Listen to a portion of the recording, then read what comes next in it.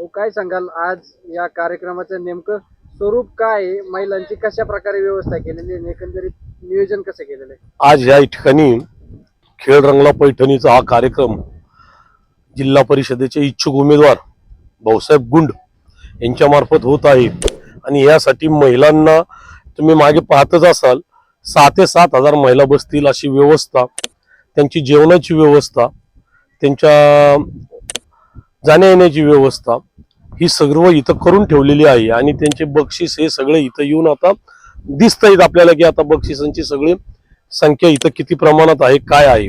आणि एवढंच माझं सांगणं आहे की जास्तीत जास्त महिलांनी याच्यात सहभाग घेऊन या खेळाचा आनंद लुटावा ही विनंती. तर महिलांच्या सुरक्षेची, कारण या ठिकाणी मोठ्या प्रमाणावरती महिला जमणार आहेत, त्यांच्या सुरक्षेबाबत नेमकी काय खबरदारी घेण्यात आलेली?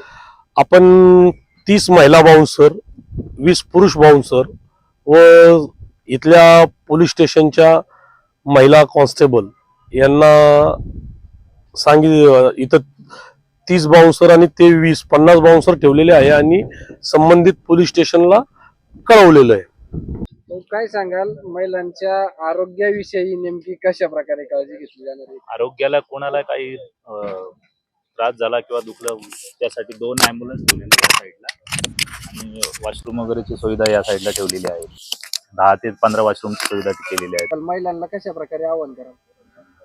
आज या ठिकाणी जिल्हा परिषद पंचायत समितीच्या सार्वत्रिक निवडणुका येऊ घातलेल्या असताना जिल्हा परिषदेसाठी इच्छुक असणारे आमचे सहकारी मित्र, भारतीय जनता पार्टीचे माजी अध्यक्ष, माजी जिल्हा परिषद सदस्य आदरणीय दत्तात्रय तथा भाऊसाहेब गुंड यांनी आयोजित केलेल्या खेळ रंगला पैठणीचा या कार्यक्रमासाठी आपण बहुसंख्येने उपस्थित व्हावं या निमित्तानं आपणाला या ठिकाणी बक्षिसांची रेलचेल असलेली दिसेल.